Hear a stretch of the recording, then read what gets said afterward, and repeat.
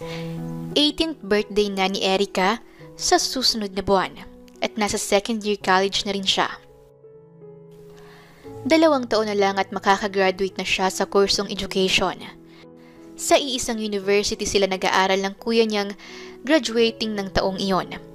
Pero madalas na niyang masabi sa sarili at naidasal na sana lumakad ng mabilis ang araw at buwan para naman makapamuhay na siya ng malaya at masaya sa university na iyon.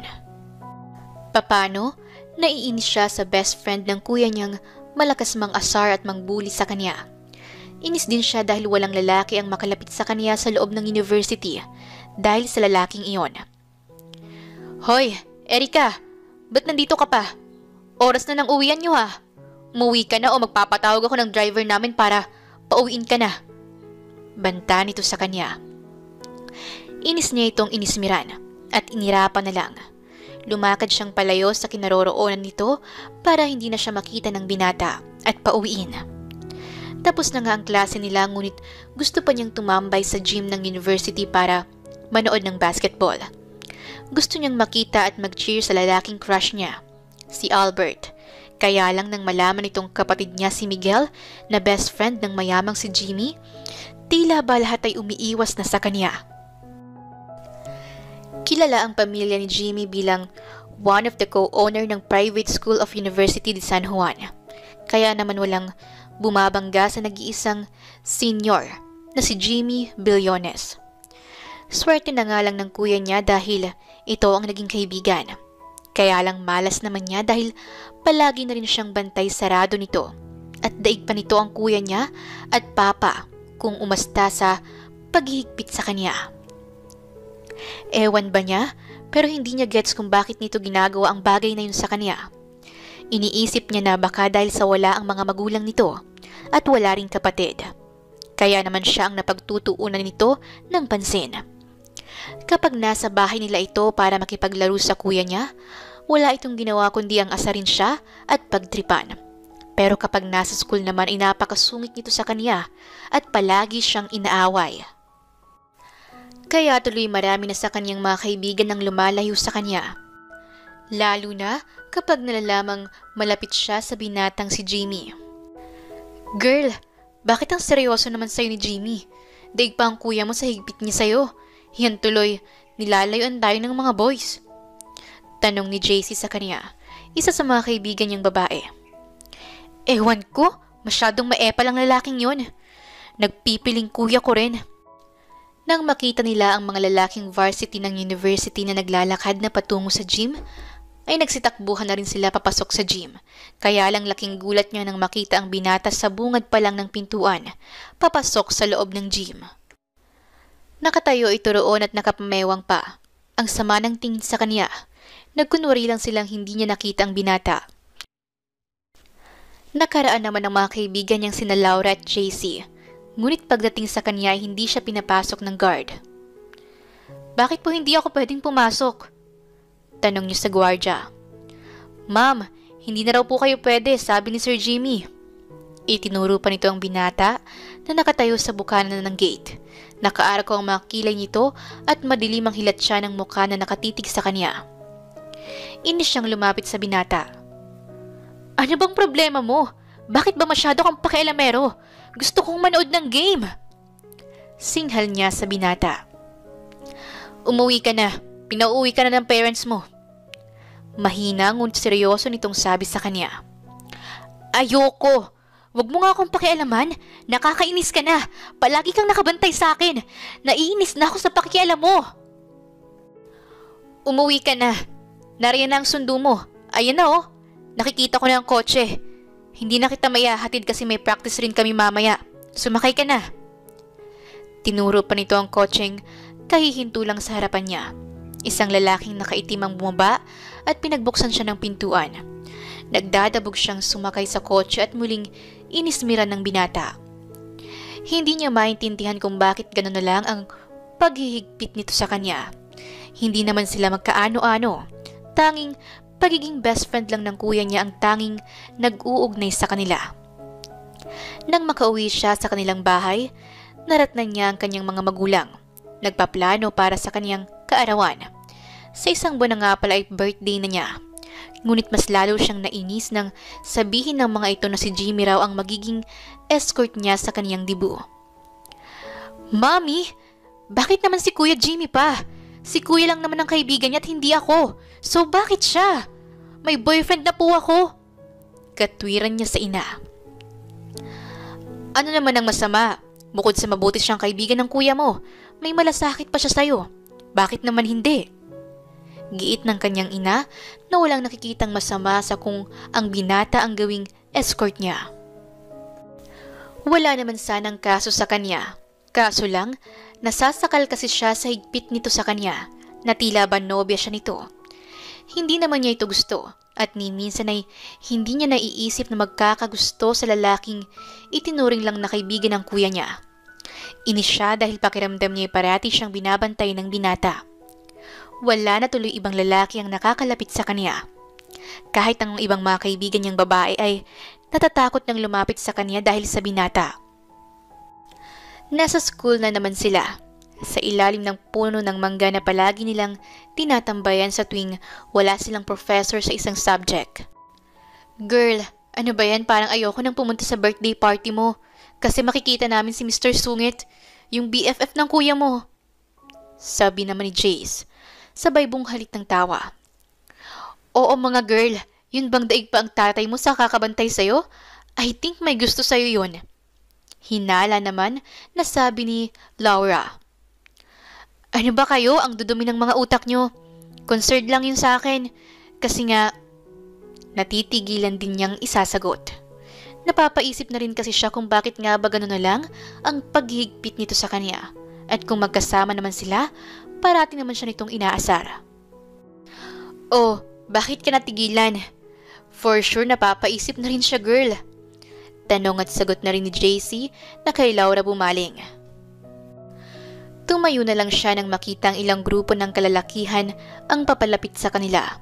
Si Arman at Albert, kasama si Brian. Girls, kamusta? Lumapit ang mga ito sa dalawa niyang kaibigan.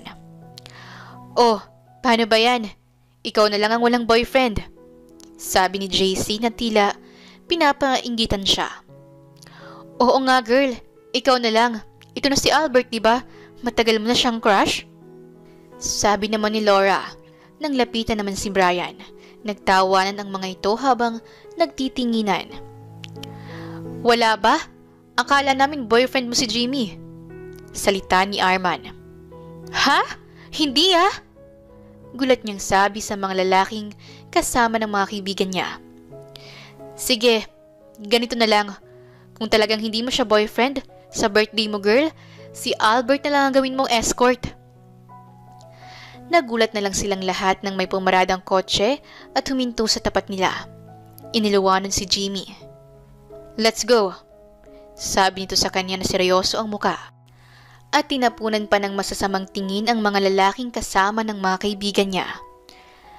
Nasa loob na sila ng sasakyan. Bakit ba nakikipag-usap ka sa mga lalaking yun? Di ba sabi ko umuwi ka na kapag natapos na ang klase mo? Galit nitong ibinaling ang tingin sa labas ng bintana. Naiinis naman niyang inirapan lang ang lalaki. Ano bang pakialam mo? Nakakainis ka na kasi. Bakit ba mas daig mo pang ang kuya ko? Hindi naman kita kapatid. O kamag-anak. Singhal na niyang sagot sa binata. Hindi na niya tiis dahil napagtatawanan na siya at napagkakamalang boyfriend niya ito. Concerned lang ako sa'yo. Mahina namang tugon ni Jimmy. Yumuko ito at nakita niyang medyo napahiya ito. Stop the car! Sigaw niya. Ihahatid ka na namin. Sagot naman ni Jimmy. Hindi na. Stop the car! Ayoko nang sinusundo mo ako magmula ngayon. Malaki na ako. Kaya ko ng sarili ko. Pwede ba? Galit niyang pabagsak na isinara ang pintuan ng kotse nang makahinto na ito at nakababa na siya. Tapos nun ay umandar na iyon at tinanaw na lang niya yon palayo sa kanya. Sa isang banda ay may nadama siyang lungkot sa puso niya, ngunit inignora na lang niya yon. Nang makauwi siya, isang malakas na sampal ang inabot niya mula sa kanyang papa. Pa, bakit po? Anong kasalanan ko? Naguguluhan niyang nahawakan ng kanyang pisngi dahil sa lakas ng impact ng tinamo nito, buhat sa pagkakasampal sa kanya. Bakit mo binastos ang kaibigan ng kuya mo? Sa ayaw at sa gusto mo, siya ang magiging escort mo sa dibo mo, okay? Bahala kayo kung siya ang gusto nyo. Basta mayroon akong sarili kong escort, ang boyfriend ko. Sinabi na niyang boyfriend niya ang isa sa mga kaklase niya dahil inis na siya sa binatang bumabakod sa kanya at ang pananampal ng kanyang papa ang isa pang dahilan na nakadagdag sa galit niya para sa binatang kaibigan ng kuya niya. Isang buwan ang lumipas at dumating na ang araw ng kanyang kaarawan. Isang malaking party na ginanap sa loob ng bakuran nila. Malaki naman kasi ang bahay nila dahil sa nakakaangat rin naman sila sa buhay. Sa hardin nila ay mayroong malaking swimming pool, kaya maraming bisita ang nagpunta. Mga kamag-anak nila at ilang pang mga kasosyo sa negosyo ang naging bisita nila. Nakita niya ang pagparada ng isang mamahaling sasakyan sa harapan ng mansyon nila. Dala pala iyon ng papa ni Jimmy para iregalo sa kanya.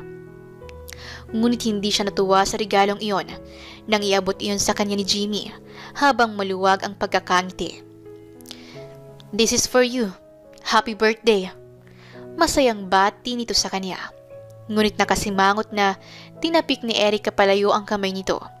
Tumalsik sa swimming pool ang susi ng sasakyan. Marami ang nakakita ng pangyayari at nagkaroon ng tanong sa isipan ng mga iyon. Bagamat napahiya si Jimmy, hindi na lang iyon pinansin. Bagkus ay ipinakuha sa tauhan nito ang susi. Nagpatuloy sa kasiyahan ng buong party. Inakala ni Jimmy na siya ang escort ni Erica. Iyon ang nakalagay sa program list na hawak ng lahat ng mga bisita. Ngunit nang simulan ang kotilyon, natapos ang ikapang-17 lalaki ng 18th roses. Ini-expect ni Jimmy na siya na ang sasayaw sa dalaga. Ngunit bigla ring lumapit si Albert. Dalawa silang nakalahadang palad sa harapan niya. Ngunit laking gulat ng lahat, maging ng kanyang mga magulang at kuya na pinili niyang kunin ang kamay ni Albert. Taliwas na nakasulat sa program. Kitang-kita niya ang pamumula ng buong mukha ni Jimmy. Nagdilim ang mukha nito at halatang napahiya. Tumalikod ito at walang paalam na umalis. Akala niya ay simpleng tampuhan lang ang naganap sa kanila. Bakit mo naman ginawa yun kay Jimmy, Erica? Galit na tanong ng kuya niyang si Miguel. Bakit ba? Big deal ba yung ginawa ko? Painosente niyang sagot. Oo, para mo na rin sinabing yung lalaking yun ang nobyo mo. Boyfriend mo na bang lalaking yun? Tanong na naman ng kuya niya. Oo, boyfriend ko siya. Bakit ba? Wala naman akong commitment sa best friend mo ah. Sigaw naman niya sa kuya niya. Malakas siyang napagbuhatan ng kamay ng kuya niya. Pareho lang kayo ni Papa. Nasasaktan niyo ako physically dahil sa lalaking yon. Ano bang kasalanan ko sa inyo? Hindi ko siya gusto. Hindi porket best friend mo, kaibigan ko na rin, ano ba? Sambit pa niya habang pumapalahaw ng iyak. Mula ngayon, tinuldukan mo na ang pakikipaglapit ng pamilya natin sa pamilyang nila. Wala namang ibang hinagad yung tao kundi kabutihan para sa'yo. Ang kitid ng utak mo. Galit na sigaw ng kanyang kuyang si Miguel. Ano bang mali ko? Yun lang ba? Yung hindi ko pinili ang kamay niya? Bakit? Natatawa pa niyang natanong sa kapatid. Napabuga siya ng hangin. Araw-araw naman kami nakikita sa school. Daig ka pa nga niya kung makapagprotekta sa akin. Nasabi niya. Ang manhid mo. Ano bang sa ginawa mo? Ipinakita mo lang sa mga magulang niya na inireject mo siya. Ikaw lang ang dahilan kung bakit pa siya nandito. Wag na wag kang magugulat pag nalaman mong wala na siya. Naiwan naman siyang natulala dahil iyon ang unang pagkakataon na nasaktan siya at nasigawan ng kanyang kuya. Hindi niya akalaing si Jimmy pala ang magiging dahilan para masira ang magandang relasyon niya sa kanyang ama at kapatid. Ang kanyang ina naman ay naiiling at disappointed rin sa kanya. Ngunit wala namang anumang salita ang lumabas sa bibig nito. Hindi niya lubos na maunawaan kung anong pagkakamali ang nagawa niya. Iyon bang hindi niya pagpili sa kamay ni Jimmy bilang huling sayaw niya ang naging malaking problema ng mga ito sa kanya?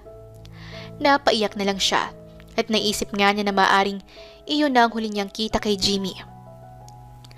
Nagulat ang lahat sa buong university nang malaman ng bigla ang pag-alis ni Jimmy sa kanilang pinapasukang paaralan, kahit pa hindi pa iyon ang panahon ng kanilang graduation. Sayang naman si Jimmy, umalis na pala. Ilang sem na lang hindi pa niya tinapos dito. Lumipad na raw patungong Australia. Doon na lang yata tatapusin ang ilang unit niya. Saad ni JC. Ikaw naman kasi girl, babastidin mo pala. Hindi ka man lang nagpasintabi. Sabay tawa ni Laura sa kanya. Ano? Anong babastidin? Hindi naman inanliligaw sa akin. Napapasimangot na sambit niya sa mga kaibigan. Ngunit ang totoo ay may kumikirot sa isang sulok ng kanyang puso at sumisigaw sa isang bahagi ng kanyang isipan ay ang kaunting pagsisisi at panghihinayang. Bakit si Albert? Nanliligaw ba? Sigundang salita ni JC. Oo nga, hindi rin naman. Tsaka isa pa, family friend niyo si Jimmy. Baka akala niya ay okay na kayo. Siya pang kinuhang escort mo. Tapos ipinahiya mo siya sa buong madla. Natural na biglang umalis yon. Baka nga sinusumpa ka nun. Sabi pa ni Laura at nagtawa na naman ang dalawa. Nang marinig nila ang pagtunog ng bell sa buong university, hudyat na natapos na ang isang unit ng klase nila. Nagtayuan na ang dalawang kaibigan niya at naiwan siyang nag-iisa. Sa hindi niya malamang dahilan, para bang lumakas ang pintig ng puso niya nang may makita siyang isang kotse, nakakulay ng kotse ni Jimmy, yung parating sumusundo sa kanya. Ngunit tila nakaramdam siya ng lungkot nang makitang ibang tao ang lumitaw buhat sa kotse. Doon pa lang niya naunawaan na wala na si Jimmy. Ang kalayaang hinihingi niya noon ay ipinagkaloob na nito. Oo nga, wala na siya. Sa wakas malaya na akong gawin ang anumang naisin ko dito sa university. Malakas ang ulan, kaya naman napilitan siyang sumilong sa isang waiting shed habang nag-aabang ng bus na masasakyan pa uwi sa bahay na kanyang tinutuluyan. Wala pang 5 minuto nang may dumaan ng bus. Agad niya yung pinara at saka siya sumakay. 7 taon nang lumipas simula nang maganap ang dibo niya. Ngayon ay kaarawan na naman niya. Iyon na ang kanyang ika-25 taon na nabubuhay sa mundo. Ngunit iyon ang ika-5 taon niyang nagdiriwang ng kanyang kaarawan ng mag-isa. Saktong graduation niya ng kolehiyo. Papunta ang kanyang mga magulang at kuya sa university na pinapasukan niya. Ngunit hindi na nakarating pa ang mga ito sa kanyang graduation. Isang kalunos-lunos na pangyayari ang naganap. Nabangga ang sasakyang minamaneho nila at sila'y sabay-sabay na pumanaw. Iyon ang pinakamalungkot niyang araw sa kaniyang buhay. Ang akala niya habang buhay siyang mamumuhay na masaya kasama ang kanyang mga magulang at kapatid.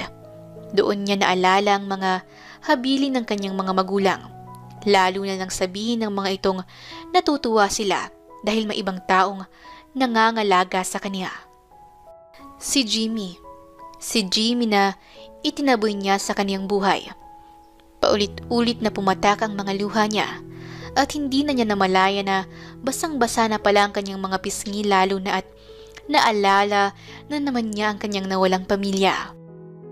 Sa maliit na apartment na yon, doon siya nasadlak. Lahat ng kayamanan nila ay nailit ng bangko. Maging ang mansyon nila kung saan na siya lumaki at nagkaisip ay nawala na sa kanya. Mahirap pa siya sa daga, wika nga. Pero unti-unti niyang ibinangon ang sarili niya. Nagsikap na magtrabaho kahit na mababa ang sweldo niya. Natanggap siyang sekretary sa isang maliit na agency at nagtsatsaga siya sa minimum na sahod. Okay lang naman iyon para sa kanya. Madali naman siyang nasanay sa mahirap na buhay. Natutong magtipid at nagkakasya sa maliit na silid na yon.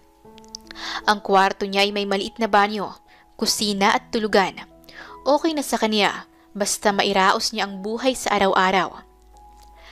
Tumunog ang kanyang cellphone at rumhistro ang pangalan ni Albert, ang kanyang 5 taon na ring nobyo. Oo, silang nagkatuluyan. Ngunit hanggang sa mga panahong iyon, tila walang kabalak-balak ang nobyo niyang ito na alukin siya ng kasal. "Hello?" tanong niya nang pindutin ng cellphone. "Hello, honey. Sorry hindi ako makakarating ngayon sa tagpuan natin. Pati na sa susunod na araw. May gaganaping party sa mansyon namin. Kaya naman pasensya ka na. Hindi mo na tayo magkikita. Liban na lang kung pagbibigyan mo ko sa hinihiling ko sa'yo." Pabitin pa nitong salita. Nagpahiwatig na naman ito sa kanya. Kahit nakaslimang taon na niya itong karelasyon, ay hindi niya kailanman ibinigay ang sarili niya sa lalaki. Nakikita niya kasing wala itong lakas ng loob na ipaglaban siya sa pamilya nito. Mayaman si Albert, pero ni minsan hindi rin siya ipinakilala nito sa buong pamilya. 5 taon niyang tinitiis ang mga panglalait ng mga kamag-anak nito kasi alam ng mga ito na siya ang nobya ni Albert, pero hindi man lang daw siya ipinapakilala ng formal. "Sige, gagawin ko, pero ipakilala mo ako sa party bilang girlfriend mo at sasabihin mo ring papakasalan mo na ako." Napapangiti niyang biro sa nobyo. "Ha?" sabi nito at sinabayan ng napakalakas na tawa. Iyong tawang tila ba isang malaking katatawanan ang sinabi niya. Marahang nawala ang pagkakangiti sa kaniyang mga labi.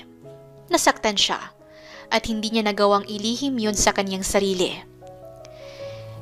"Erica, alam mo naman ang magiging reaksyon ng pamilya ko, di ba? Ang gusto nila sa mayaman din ako ikasal. Ikaw rin. Gusto mo bang mahirapan?" tanong nito. "Di kung ganun, wala ka na ring aasahan sa akin. Ang mabuti pa, itigil na natin ito. Ayoko na," sabi niya sabay patay ng cellphone. Pagod na rin siyang umasa sa binata. Pagod na siyang isang araw ay iaahon siya nito sa hirap. Pagod na siyang umasa sa nobyo, sa mga pangako nitong napapako lang naman din. Umaga pa lang ay ginulat na siya ng balita ng isang ka-office mate niya. "Erica, isasama ka raw ni Mr. Cruz mamayang gabi sa isang malaking event. Party raw na puro malalaking investors ang dadalo, kaya maghanda ka ng matinong damit mo ha?" sabi pa ni Mel, ang isa sa mga staff sa agency na yon. "Ano? Bakit naman ako pang isasama ni Mr. Cruz? Hindi ba pwedeng ikaw na lang?" Nakakunot ang noo na tanong niya. Nag-aalangan kasi siyang sumama dahil wala naman siyang matinong damit na gaya noong mayaman pa siya. Alam niyang magmumukhang kawawa lang siya kung siya ang tatangay ng kanyang amo. "Huwag ka nang mag-alala pa. May damit ako para dyan sa party na yan. Ikaw lang ang pwedeng sumama sa kanya kasi ikaw lang naman ang mukhang class sa ating lahat kaya kaya mo na yan," sabi nito. Hindi na nga siya nakatanggi pa. Kaya lang, nagulat siya nang naroon na sila sa isang 5-star hotel. Doon palang party at laking gulat niya nang makita niya roon ang kanyang ilang kakilala at mga dating kaibigan na nung naghirap siya ay hindi man lang niya nahinga ng tulong. Si Laura ang unang lumapit sa kanya. "Oh, look who's here!" Nakataas ang kilay na naibulalas ni Laura. "Erica Mahirang, tama?" Paniniyak pa nito kunwari upang mas ipadama sa kanya na hindi na nila siya makilala dahil mahirap na siya. Tumango lang naman siya ng marahan. "Oh, kamusta ka na?" tanong nitong muli sa kanya habang inililigid ang tingin sa iba pang mga taong naroon. Si Albert ba narito rin? Wala sa loob niyang naitanong. Alam niyang iyon din ang araw ng party raw sa mansyon nito, pero hindi na siya magtataka kung nagsisinungaling lang ito sa kanya. "Oo naman, party ito ng mga magulang niya para din i-announce ang kasal niya sa fiancé niya," sabi pa ni Laura. "Ano? Pero ako ang girlfriend niya for a long time. We have a relationship for 5 years. Mahina niyang naibulalas sa lahat ng mga naroon. Mahina ngunit sapat pa rin para marinig ng lahat. Pero 6 years na ang relationship nila ni JC. Sabi naman ng isa pa nilang kabatch doon. Napabuntong hininga na lang siya.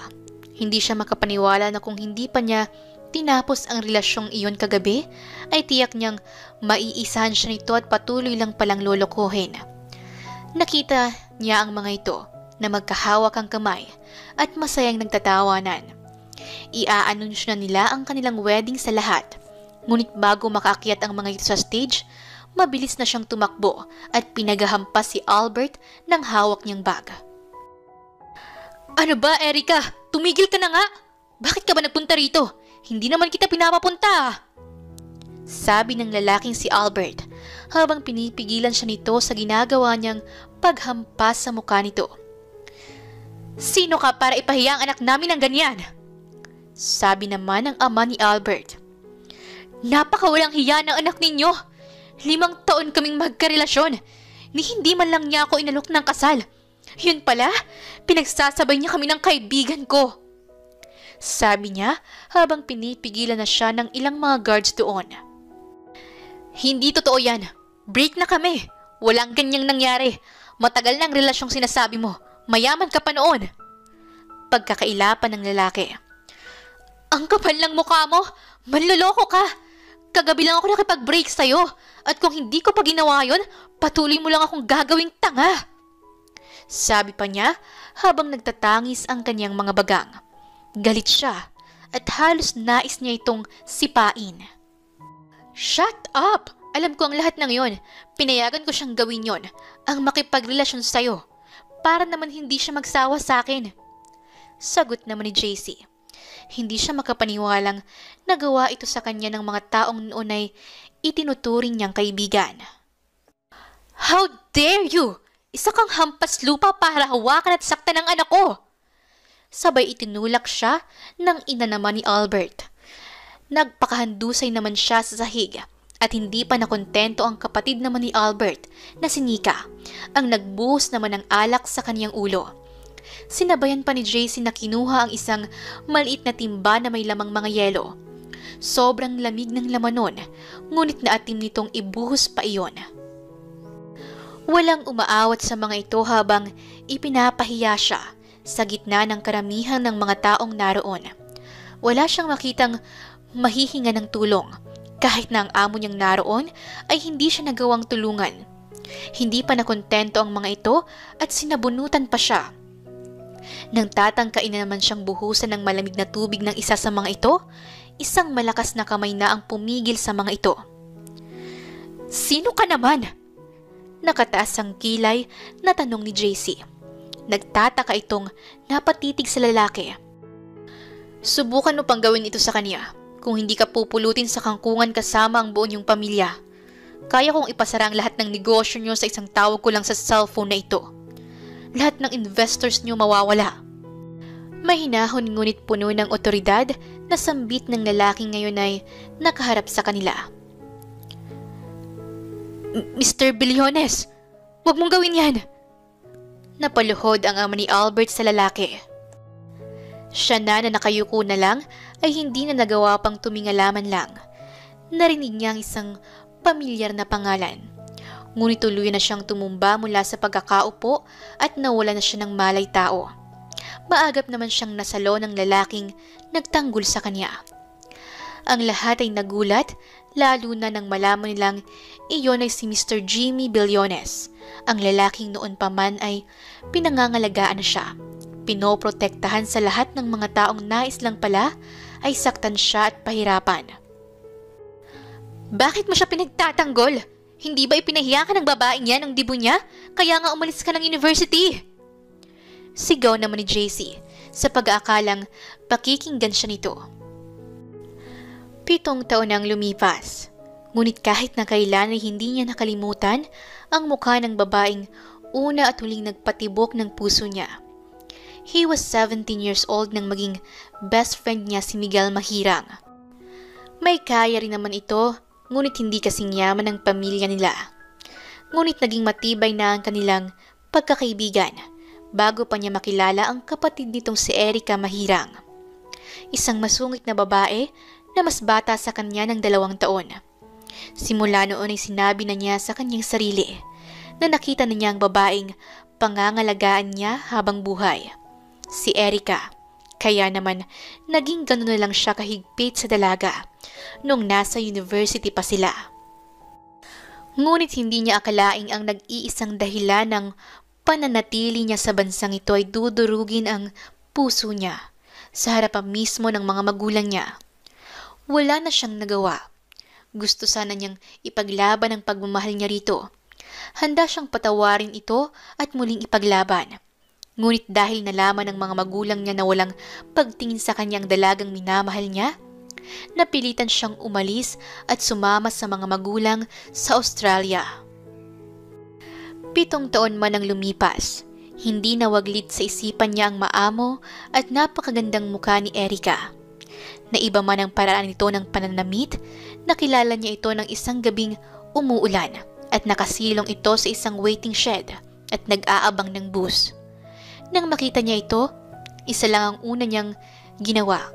Tinawagan niya kaagad ang kaibigan niyang detective at pinaimbestigahan ang pamilya Mahirang.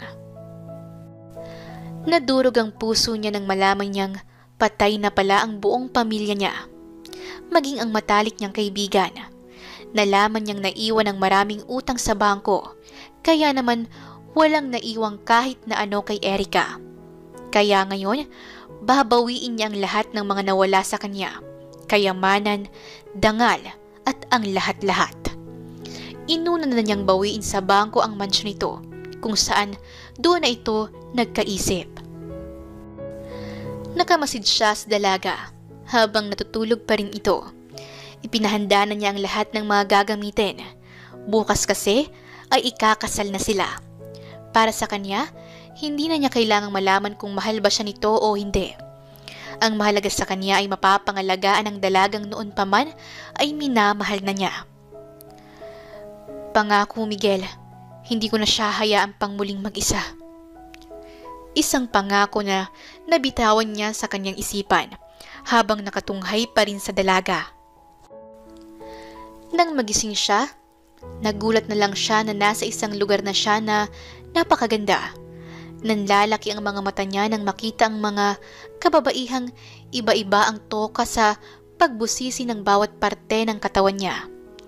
Mayroong nag-aasikaso ng mahaba niyang buhok habang ang mukha niya ay napapahira ng kung ano-anong cream. Muntik pa siyang mapasigaw nang mapaharap siya sa salamin. Halos hindi makilala ang sarili. Mayroon ding umaasikaso sa kamay at paa niya. Inaayusan siya na para bang may dadaluhan siyang isang malaking event. Miss, pwedeng magtanong? Simula pa niya habang nakikita niyang inaayusan siyang maigi. May isa pang nagkakabit ng eyelashes sa mga pilik mata niya. Ano bang ginagawa niyo sa akin? Bakit niyo ginagawa to sa akin? Naguguluhan na niyang tanong. Dahil ngayon po ang pinakamahalaga niyong araw, kaya sinisigurado po ni Sir na maganda kayo at maayos. Sabi pa ng isa sa mga beautician. Ha? Sinong Sir? At bakit kailangan akong paayusan? Tsaka anong mahalagang araw? Gulong-gulo niyang tanong sa mga ito. Ngunit hindi na lang nagsisagot ang mga tag-ayos. Naisip na lang niyang maaring hindi alam ng mga ito ang tunay na dahilan. Matapos siyang ayusan, isang babae naman ang sumundo sa kanya at inihatid siya sa isang mamahaling sasakyan. Ayos sana niya dahil hindi niya kilala ang sasakyang iyon. Hindi niya alam kung ano ang nagaganap. Teka lang, miss. Isa ba ito sa mga racket na inaplayan ko? Ang magpanggap na ikakasal? Tanong niya. Ngunit hindi siya sinasagot ng babae. Naiirita na siyang lahat na lang ng tanongin niya ay hindi nagsasalita. Mamahaling wedding gown na gawa ng isang sikat na designer at mamahaling sasakyan. Naiisip niya na isa lang iyong shooting para sa isang pelikula. Laking gulat niya nang huminto ang sasakyan sa harap ng simbahang Manila Cathedral. Napakaraming mga tao doon. Tila isang tunay na kasalan ang magaganap. Naisip pa niyang bongga ang kasal na yon. Nako, bongga yata ang pelikulang ito. Tama ba ako? Tanong na talaga niya. Hindi niya akalaing sasalubungin siya ng isang lalaking pamilyar sa kanya. Hinawakan ng kamay niya at inalalayan siya nito hanggang marating nilang pinakadulo, kung saan naroon ang pari na magkakasal sa kanila. Anong ibig sabihin nito? Nakangiti siya ng pilit habang pabulong na tinatanong si Jimmy. Ano pa ba? Pinapakasalan ka. Sabi lang nito sa kanya. Ano? Tunay na kasalan ito? Oo naman, tunay na kasalan ito at walang atrasan. Huling chance mo na ito. Kapag na-reject mo pa ako, hindi ko na ito uulitin pa, kaya umayos ka ng isasagot mo. Sabi pa nitong muli, sabay ngiti sa mga taong nakatunghay sa kanila habang marahan nilang binabagtas ang kulay pulang carpet. Ilang oras lang ang lumipas ay natapos ang seremonya ng kasal nila. Oo, isa na siyang Mrs. Billones. Dinadala na niya ang apelyido ng lalaking bigla na lang lumitaw at nagising na lang siyang inaayusan upang ikasal sa isang bilyonaryo. Bakit mo ginagawa to sa akin? Bakit hindi mo man lang ako tinanong kung okay ba sa akin ang lahat? Tanong niya sa lalaking asawa na niya. Bakit hindi ka tumutol nung naroon ka pa lang? Ngayon mo ko rereklamuhan kung kailan tapos na at nandito na tayo sa bahay bakasyonan ko sa Canada? Sagot nito sa kanya. Yun na nga ang bilis ng mga pangyayari. Hindi ba galit ka sa akin dahil ipinahiya kita?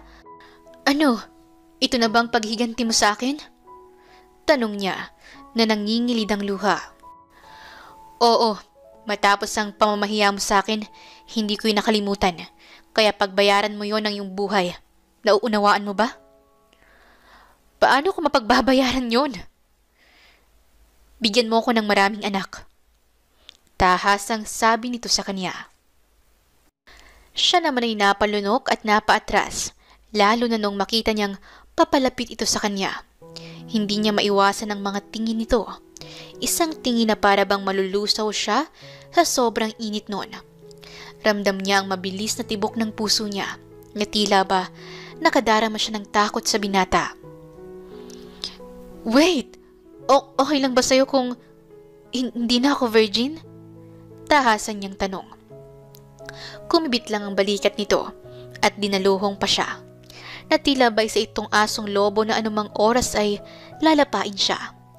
Tiyak niya sa kanyang sarili na mapaparusahan siya nito sa sandaling malaman nito ang totoo. Napaatras pa siya sa kamang hinihigaan niya. Ngunit mabilis lang na nakagapang si Jimmy. Nakasuot na ito ng puting roba. Tila naramdaman niyang wala na rin itong suot na anumang saplot. Okay lang ba sa'yo? Dati ako nagtatrabaho sa club. Nagbenta ako ng aliw sa iba't ibang lalaki. Alam mo naman siguro ang naging buhay ko nang mamatay ang mga magulang ko. Baka may sakit akong AIDS, o kaya tulo, or STD. Mahawa ka. Gusto mo ba yun?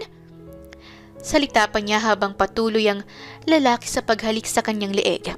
Pinipilit niya itong ma-discourage sa kanya. Ano bang pinagsasasabi mo?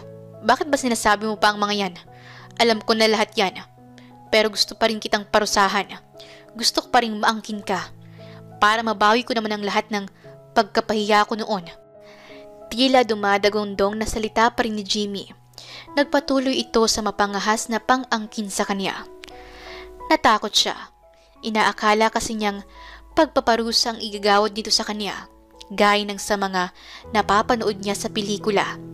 Ngunit habang tumatagal naman ang mga ginagawa nito sa kanya, ay tila ba napapaanod na rin siya sa sensasyong iyon na ipinaparanas sa kanya ni Jimmy. May isang damdaming nabuhay muli sa puso niya. Isang dahilan siguro kung bakit hindi niya na napagbigyan si Albert. Kahit na kasi sa paghahalikan nila ay pumapasok sa isipan niya ang galit na mukha ni Jimmy. Naalala niyang muli ang parating pagsimangot nito sa tuwing nakikita siya nitong may mga kasamang lalaki at palagi siyang pinapaiwas sa mga kaibigan niyang babae. Naisip niya na hindi ito nagkamali sa mga babaeng yon. Masasama ang mga ito. Nung naghirap siya, doon niya napatunay ng tunay na kulay ng mga ito. Lumipas pa ang mga oras. Si Jimmy ay nakasandal sa headboard. Siya naman ay nakadapalang sa kama. Balot siya ng makapal na kumot. Nang biglang magsalita si Jimmy. Ba't mo sinasabi yun? Bakit mo pinapababa ang sarili mo sa akin kanina? Hindi naman totoo. Alam ko naman na hindi totoo. Kasi kilala kita. Hindi ka basta-bastang babae. Huwag mo nang uulitin pa ha. Kung hindi, tuloy na kitang kamumuhian. Mariin itong sambit sa kanya. Ang mga oras at araw para sa kanya ay hindi naging madali. Hindi naman nagbalik sa dati ang turingan nila. Tahimik lang siya habang palaging dinumero ang mga kilos. Para kasing sobrang ilang ang nararamdaman niya. Hindi rin siya makatingin ng diretso sa lalaking hanggang sa mga oras na yon ay hindi pa rin niya mapaniwala ang asawa na niya. It, biglang sabi ni Jimmy. Siya naman ay tila nahimasmasan sa patuloy niyang pangangarap. Ha? Wala sa sariling sagot niya. I said eat. Hindi mo ginagalaw ang pagkain mo dyan sa pinggan mo. Gusto mo bang subuan pa kita o baka naman masama ang pakiramdam mo? Dalhin kita sa ospital, gusto mo? Tanong naman ng asawa sa kanya. Ha? Ospital agad? Hindi ba pwedeng hanggang ngayon ay hindi pa nagsisingkin sa utak ko ang lahat? Kaya ako natutulala? Ano ba kasing ikinakapanibago mo? Dati pa naman tayong magkakilala. Binata ako. Huwag kang mag-alala. Mag-is na lang din ako sa buhay. Ikaw rin naman, hindi ba? Paanas nitong tanong sa kanya. Oh, hindi mo ba alam ang sinapit ni na Kuya Miguel at ng mga magulang ko? Malas ako. Baka malasin ka na rin dahil kinupkup mo ko. Alam ko namang pinakasalan mo lang ako para ipamukha sa mga magulang ng dati kong nobyo na hindi nila ako dapat ginanon. Well, napapabuntong hininga pa niyang sabi. Tapos ay muling nagsalita. Salamat. Tipid at diretso naman niyang muling nasabi sa lalaki. Pakiramdam niya ay kinakailangan niyang sabihin ng mga yon dahil sa iniligtas siya nito sa isang malaking kahihiyan. Wala yon. Alam ko naman na walang kwenta ang lalaking yon. Sorry kasi natagalan ako. Sagot naman ni Jimmy.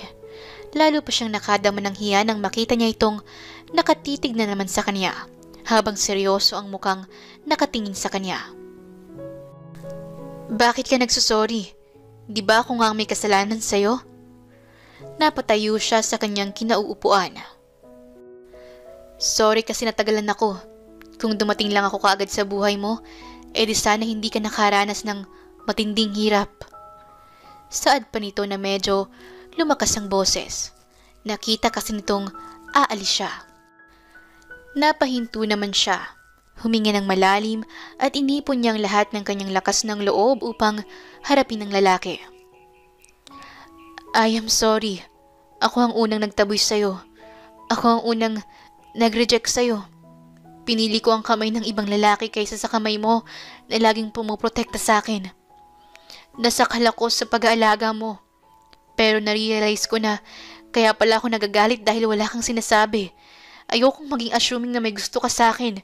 Hindi mo kasi nilinaw ang lahat. Tumayo si Jimmy sa kinauupuan at marahang lumakad papalapit sa kanya. Siya naman ay parabang humihinto ang pag-inog ng mundo. Parabang slow motion ng lahat. Habang nakatingin siya sa papalapit na lalaki sa kanya. Nagulat na lang siya at namalayan ng sarili niya na nakakulong na siya sa mga bisig nito. Yakap siya ni Jimmy sa loob ng mga braso nito. Mahigpit na yakap, ngunit hindi nakakasakal. Tamang-tama lamang para madama niya ang init ng katawan nito. Init na nagpapahiwatig sa kanya na may karamay siya. Hindi ka na mag-iisa. Hindi na kahit kailan. Mahal kita.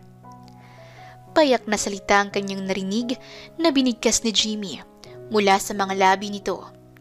Payak ngunit puno ng seguridad at nagpapahayag ng buong katapatan. Yakap lang siya nito sa loob ng ilang pang minuto. Naramdaman lang niyang pagluwag ng mga bisig nito nang maramdaman nilang may mga tao na pala sa paligid nila, ang lahat ng mga tagapaglingkod doon. Masaya silang lahat at nagpapalakpakan pa. Wow, senyorito, akala po namin ay tapos na ang seremonya ng kasal. Hindi pa po pala. Pabirong sabi ni Aling Sonia, ang mayordoma ng mansyong iyon. Nang hapong iyon ay naiwan na siyang mag-isa sa mansyon. Umalis si Jimmy ngunit hindi naman siya nainip dahil marami namang mga tagapagsilbi sa mansyong iyon. Isa si Aling Sonia na pinakamatagal nang naninilbihan doon. Nako, mabuti na lang at nagkita kayong uli nitong si Senyorito. Alam mo bang ikaw palagi ang bukang bibig niyan? Simula noon at hanggang ngayon. Kwento pa ng matanda. Po? Kilala niyo po ako? Ta kanyang tanong. Abay oo naman iha. Noon pa man ikaw ang palaging pinagtatalunan ng yumaon niyang magulang. Alam mo bang sinisisi ni Madam si Sir kung bakit pa raw pinilit si Senyorito na umalis ng Pilipinas noon. Tuloy, halos masira daw ang buhay ni Sir Jimmy. Pero paano po naging okay ang lahat at paano naman po namatay ang mga magulang niya? Naging interesado siyang bigla sa nakaraang buhay na magkalayo sila ni Jimmy. Mga 5 taon na yung nakakaraan. Tumakas niyang si Senyorito. Bumalik din kasi nga gusto kang makita sa graduation mo. Kaya lang, hindi na nakarating. Kasi yun naman ang time na inatake sa puso ang papa niya at namatay kaagad. Yung mama naman niya, na-depress ng husto. Kaya si Sir, maagang naging CEO. Siya ang nagpatuloy ng lahat ng naiwan ng papa niya. Mabuti na lang at natagpuan ka niya uli. Kahit papaano ay mababawasan ng lungkot ni Sir. Sinisisi niya kasi ang sarili niya sa pagkamatay ng mga magulang niya. Iyon ang mga huling salitang naiwan sa isipan niya. Narealize niya na mas worse pa ang dinanas ni Jimmy kaysa sa kanya. Pinipilit kasi ni Jimmy na mapuntahan siya, pero sa parehong pagkakataon, iniwan sila ng kanilang mga pamilya. Pareho pa pala nilang sinisisi ang mga sarili nila sa mga naganap na trahedya sa buhay nila. Kaya naman naisipan niyang iba na ang gagawin niya simula bukas. Mamaya sa pag-uwi nito ay sasalubungin naman nito ang asawa at papasayahin. Babawi siya sa mga naidulot nitong lungkot para sa binata. Kaya lang, lumipas na ang buong magdamag. Wala pa rin ang lalaking plano niyang pasayahin. Hanggang sa nakatulog na lang siya sa kanyang table habang nakaharap sa computer na naroon. Isa-isa niyang tinitingnan ng mga photos nito sa social media account ng binata. Nakatulog na lang siya at nang magising siya, nanlaki pa ang mga mata niya nang makitang 7:00 na pala ng umaga. Mabilis siyang bumaba sa kusina. Nagulat pa ang tao roon nang makita siyang nagmamadali. Manang Sonia, wala po bang senyorito niyo? Hindi po siya umuwi kagabi? Nagtataka niyang tanong. Naku ma'am, hindi ko po nasabi sa inyo na si Sir, workaholic po yan. Baka po hindi pa siya sanay na umuuwi. Nasa opisina po yon. Doon na po natutulog at madalang lang pong umuwi. Baka po naiilang pa. Paliwanag ng matanda sa kanya. Manang, please po, ipagluto niyo kami ng masarap na almusal. Pakilagay na lang po sa baunan. Dadalhin ko po sa senyorito ninyo. Tapos ay mabilis na siyang muling bumalik sa kwarto niya na nasa 2nd floor ng mansyon. Pasado 8:00 ng umaga ay nasa harapan na siya ng building ng Billionis Company. Wala pang nakakakilala sa kanya sa kadahilan ng private wedding ang naging kasal nila at ilang malalapit na kakilala lang yata ni Jimmy ang umattend sa kasal nila. Kaya naman nang pumasok siya sa loob ng building ay hinarang pa siya ng guard. Tinanong kung sino ang sadya niya at kung may appointment ba siya sa isa man lang sa mga bosses doon. Naku ma'am, kung wala po kayong appointment sa kahit na sino man lang sa mga nagtatrabaho sa lugar na ito, hindi po namin kayo pwedeng papasukin, sabi sa kanya ng gwardya. Si Mr. Jimmy Billiones ang sadya ko. Please, papasukin mo na ako. Kailangan kong maibigay sa kanya ang dala kong pagkain. Sabi pa niya na nagpupumilit na makapasok kahit na sa entrance man lang. Nako, huwag ka nang makulit. Isa ka ba sa mga babaeng na ikakama ni sir? Hindi na kumakain ng halimaw na yun. Ang pagkain na yung magalit at maneramon sa lahat ng tao sa building na ito. Kaya tiyak naming busog na yun. Kanina pa siya nakapag-sermon sa lahat. Tsaka si sir, hindi na yun umuuwi. Kaya okay lang siya doon. Umalis ka na. Sabi pa ng gwardya na natatawa pa habang bumabaling ang tingin sa isa sa mga kasamahang gwardya. Aba, talaga nga naman palang napakawalang hiya ninyo. Naiinis at naiirita niyang sigaw sa mga ito. Mabuti na nga lang at ipinaalala sa kanya ni Manang Sonia na magdala siya ng cellphone na iniwan daw ni Jimmy sa kanila, sakaling kailanganin niya. Inilabas niya iyon kanina pa at napindot pala niya ang call. Hindi rin naman niya alam na nasagot na pala iyon ni Jimmy. Kaya naman, nang idikit niya sa kanyang tenga ang cellphone, ay nakausap na niya ito. Wait for me. Bababa ako riyan. Maiksi at mahinang sabi ni Jimmy mula sa kabilang linya ng telepono. Nakita ninyo ito? Sabay galaw niya sa cellphone na hawak niya sa kanyang isang kamay. Narinig ng boss ninyo ang lahat ng mga pinagsasabi niyo, pati ng mga tawanan ninyo. Ganyan pala kayo sa taong nagpapalamon sa inyo. Nakataas pa ang kilay niya sa mga ito. Ilang sandali pa ay nakita niya sa likuran ng mga ito si Jimmy. Maaliwalas naman ang mukha nito na nakatingin sa kanya. Ngunit bigla ding dumilim iyon ang bumaling sa kanyang mga tauhan na naroon. Do you want me to fire them all? Seryosong tanong nito sa kaniyang nakatingin. For what? Dahil ba sa mga narinig mong sinabi nila? Tanong niya sa asawa. No, para sa hindi nila pagkilala sa nag-iisa kong asawa at hindi ka pa nila pinapasok. Huling dahil na ang pang-insulto nila sa akin. Sagot ni Jimmy. Lumakad ito papalapit sa kanya at saka mabilis na umakbay. Nakatulala naman ang lahat ng mga tao sa lobby ng building na yon, maging ang gwardya. No, kung yun ang dahilan, wag na. Hindi naman nila kasalanan eh. Pero ayoko nang mauulit na pinagsasalitaan kanila ng masama. Sagot niya pa, na tinapunan ng masamang tingin ng mga guard. Narinig ninyo? Alam ko naman lahat yan, pero hindi ko na lang pinapansin. Pero sa susunod na siya uli ang makahuli sa inyo kahit nasa CCTV lang, tanggal kayong lahat. Iyon lang ang sinabi ni Jimmy at magkasama silang sumakay ng elevator. Naiilang pa siya nung una.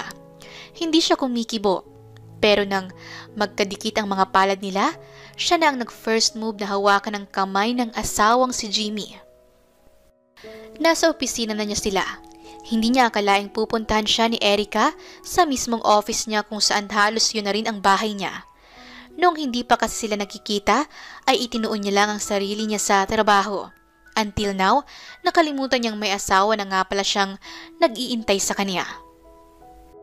Isa pa, hindi niya ini-expect na gagawin iyon ni Erica. Nasa stage pa kasi sila na tinatanggap pa nila ang mga naganap sa buhay nila. Napapalatak siya ng kanyang labi, hindi niya alam kung paano magsisimulang kausapin ng asawang si Erica. Palakad-lakad muna siya. Kunwari ay abala siya at maraming inaasikaso. Hindi rin niya maunawaan ang sarili. Tila ba hindi niya alam ang gagawin niya? Yun ba ang oras na tila natorpe siya? Bakit hindi ka umuwi? Mahina at may halong lungkot ang tinig ni Erica nang magtanong sa kanya. I'm sorry. Mautal-utal niyang sagot. Gustuhin mang niyang dugtungan ay hindi na niya nagawa pa. Okay lang. Kasalanan ko. Hindi kita tinawagan. Siyempre busy kang tao. Sa dami ba naman ng mga trinatrabaho mo, hindi naman imposibleng makalimutan mo ako. Sabi pa ni Erica. Nako, hindi. Kahit kailan nga hindi ka nawala sa isipan ko eh. Bigla niyang nasabi. Napatingin naman si Erica sa kanya at nang bigla siyang mapayuko, nangingiti itong lumapit sa kanya. Talaga? So, uuwian mo na ba ako? Nangingiti na rin itong tanong sa kanya habang iniyuyukod ng bahagya ang katawan ng dalaga para makita ang mukha niya. Kitang-kita nitong parang simpula ng mansanas ang mga pisngi nito. Oh, bakit namumula ka? Ako nga ang dapat na mamula. Napabunghalit lang ng tawa si Erica. Niyakap naman niya ito upang itago niya ang hindi lang pamumula ng mga pisngi niya, kundi maging ang mga mata niyang namumula rin dahil sa nagbabadiyang mga luha. Iyon ang unang beses na iiyak siya. Halo-halo ng emosyon ng dumaratal sa kalooban niya.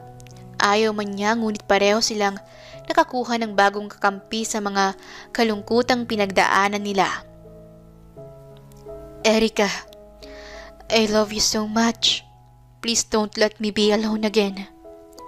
Sabi niya sa asawa na hindi na niya napigilan ang kanyang mga luha. Hindi akalain ni Erica na iiyak ang lalaking nakayakap sa kanya ng mga sandaling iyon, pero hindi nabawasan ang kakisigan nito para sa kanya.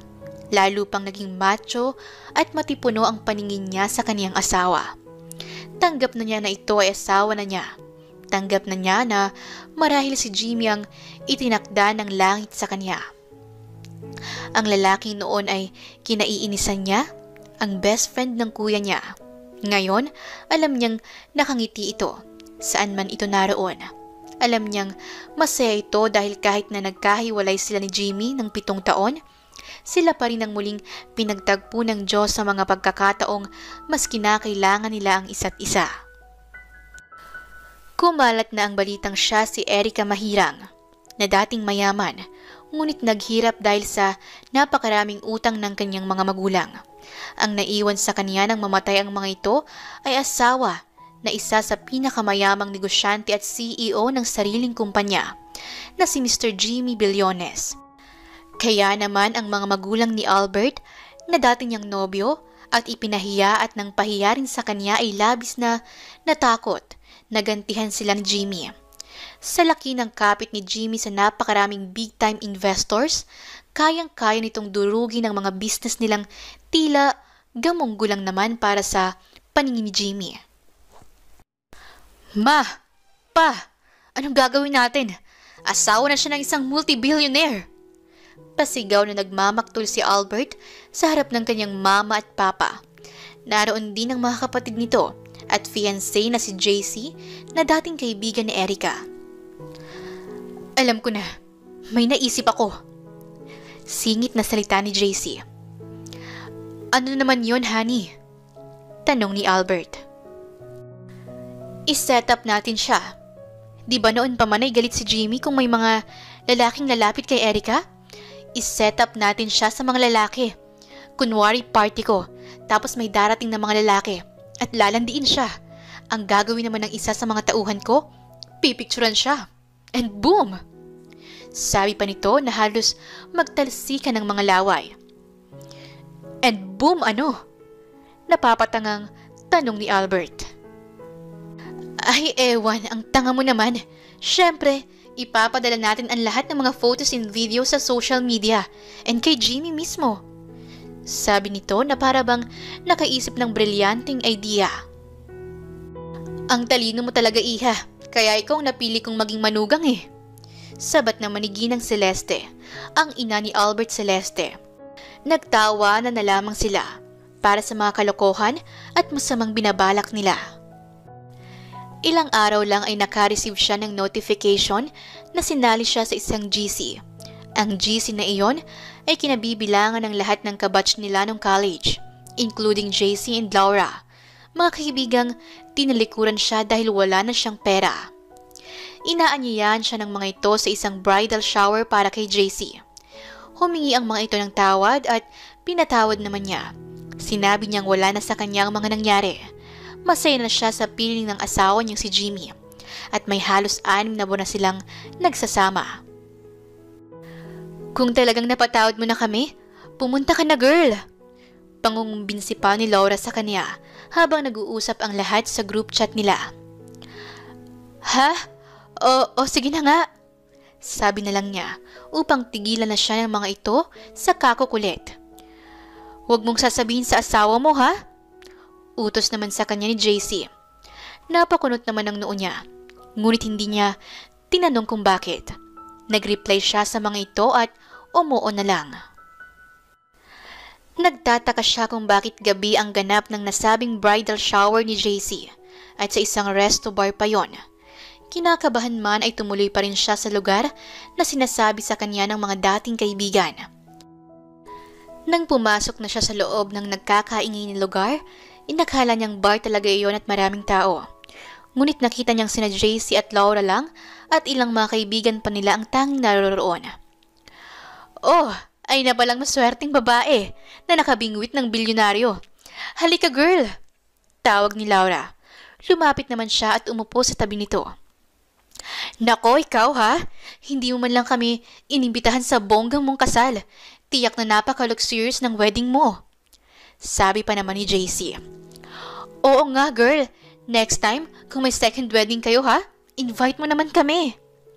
Sabi rin ng isa pa na hindi na niya maalala kung naging classmate rin niya. Panay tango naman siya sa mga ito at tipid na ngiti lang ang isinasagot niya. Wala naman siyang balak makipagplastikan. Gusto na lang niyang patunayan sa mga ito na hindi na siya galit. Wala rin naman siyang balak na magtanim ng sama ng loob sa mga dating kaibigan. Kamusta naman si Jimmy? Alam mo na, miss ko siya ha? At mas lalo pa siyang gumapo. Hay, sana ako na lang ang napansin niya sa party at hindi ikaw. Pabirong sabi ni Laura. Nako Laura, asa ka pa. Noon pa man ay si Erica lang ang laman ng puso nun. Ayaw niyang may ibang lalaking lalapit kay Erica. What if makita ka niya ngayon na may boy sa paligid mo? Nako, baka naman bigla ka nalang iwan nun. Pabulalas na sabi ni JC, sabay abot sa kanya ng isang bote ng alak. Nako, hindi ako umiinom. Sabi niya, sabay kaway ng mga kamay. Nako, isa lang. Ngayon lang. Maya-maya ay mag-i-enjoy na tayo. Anong ibig mong sabihin? Tanong niya sa mga babae. May darating ditong mga boys. Super guwapo at yummy. Alam mo bang titikman muna namin sila bago ako magpakasal? Sabi ni JC na halos languna sa alak. Ano? Eh di ba ikakasal na kayo ni Albert? Oo, pero alam ko namang ever since ikaw ang mahal niya. Kaya lang ayaw mo kasing pagbigyan sa kama. Kaya yun, ako na lang ang pakakasalan niya. At isa pa, mahirap ka raw. Sabi pa nito. Tumayo siya at kinuha na niya ang bag niya. Ayaw na niyang marinig pa ang mga sasabihin nito. Oh, saan ka naman pupunta? Halika rito. Intay mo muna yung mga poging boys. Sabi pa nito. Nako, hindi na.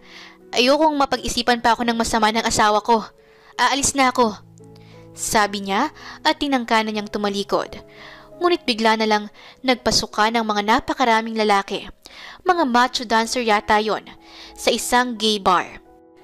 Iyon ang dating para sa kanya at ayaw na niyang magstay pa roon.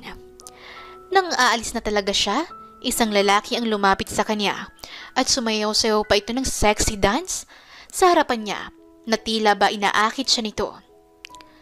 Ano ba? Aalis na nga ako eh!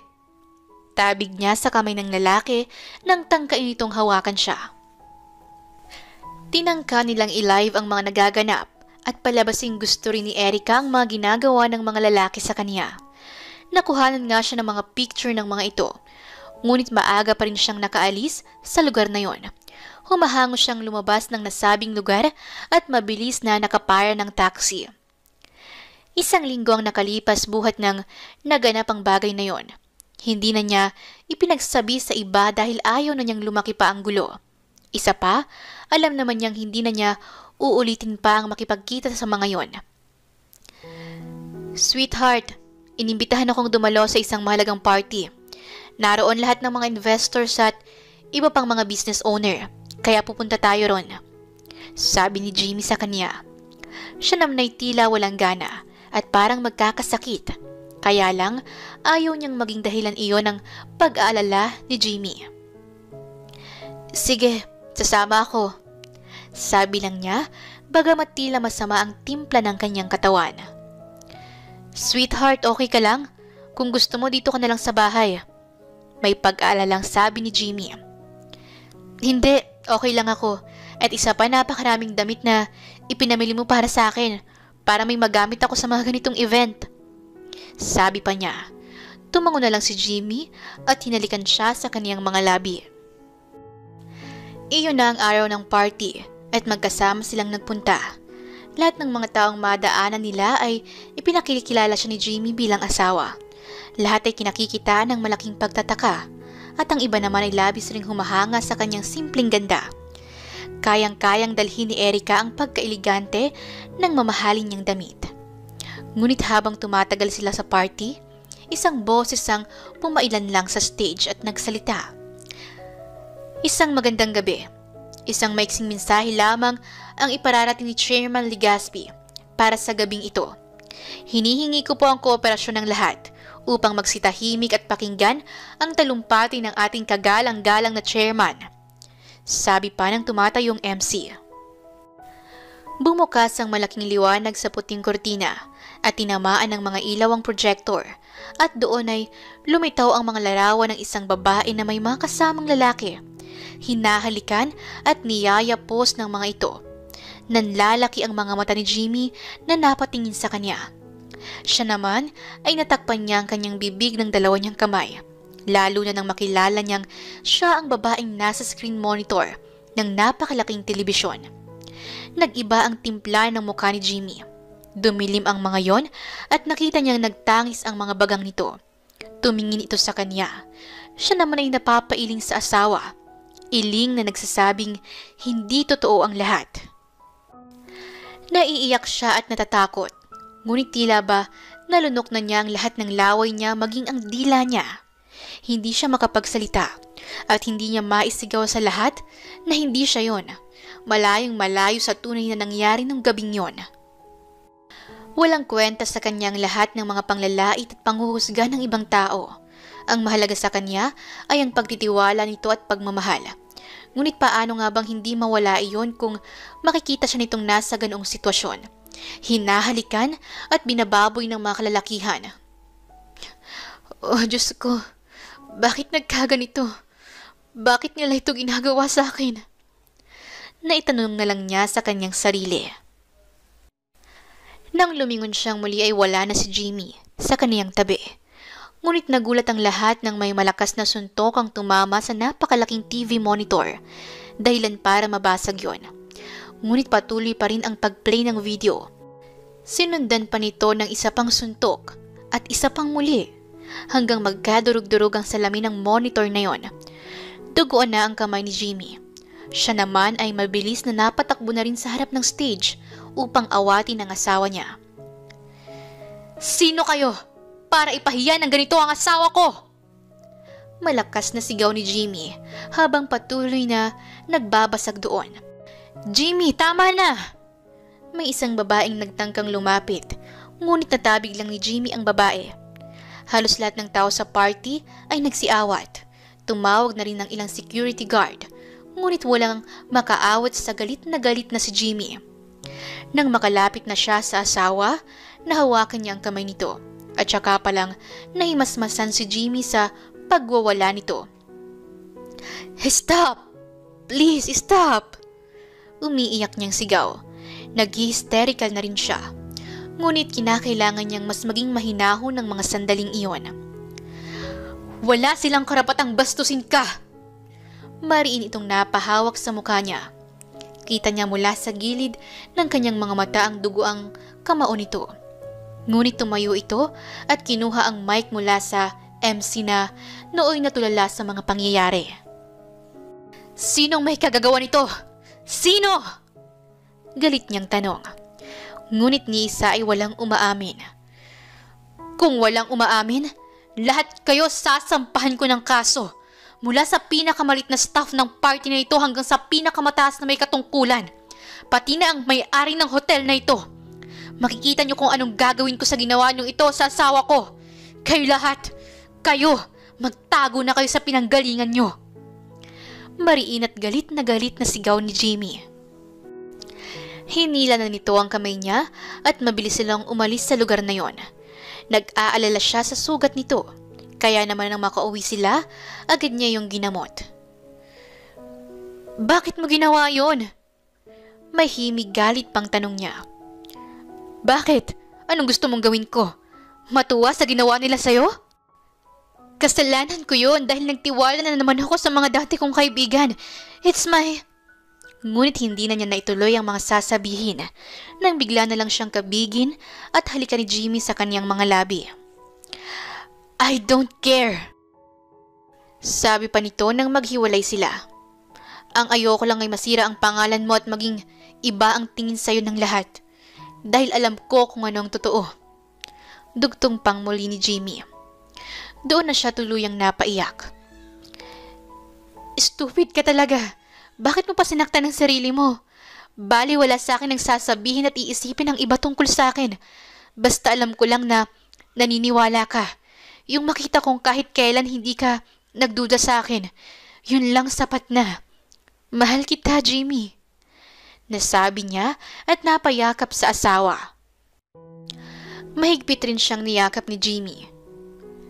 Kahit kailan hindi ko hahayaan na may gagawa ng masama sa'yo at sisira ng reputasyon mo. Alam kong mahuhuli ko sila. Sa dami ng CCTV doon, imposibleng hindi sila mahuli sa ginawa nila. Walang makakapang-api sa'yo hanggat nabubuhay ako. Mariing sabi at pangako ni Jimmy. Makalipas ang isang buwan ay nalaman na nila kung sino ang may gawa ng kahiyang yon. Agad na napatawan ng parusa ang mga dating kaibigan ni Erica at maging ang dating nobyo niya ay nadamay dahil sa pagpapahintulot at pagsuporta sa maling bagay na ginagawa ng mga ito. Hindi na niya pinigilan pang sampahan ni Jimmy ng kaso ang dating mga kaibigan. Humingi ng public apology ang mga ito at nagbayad pa ng malaking halaga para sa danyos porwisyo. Nahatulan silang makukulong ng halos 8 taon sa piitan. Hindi pumayag si Jimmy na hindi sila maparusahan. Yun din ang naging dahilan ng tuluyang pagkalugi ng mga kabuhayan ni na Albert. Lumipas pa ang 1 taon at nagdalang tao na si Erica. Nagulat na lang din siya nang dalhin siya at isama ni Jimmy sa isang mahalagang lugar para sa kanya. Okay, dahan-dahan, sabi ni Jimmy habang inaalalayan siya nito papasok sa loob ng malaking mansyon. Ang mansyon nila noon na nailit ng bangko. Jimmy? Okay, open your eyes now. At nagulat siya nang magmulat siya ng mga mata.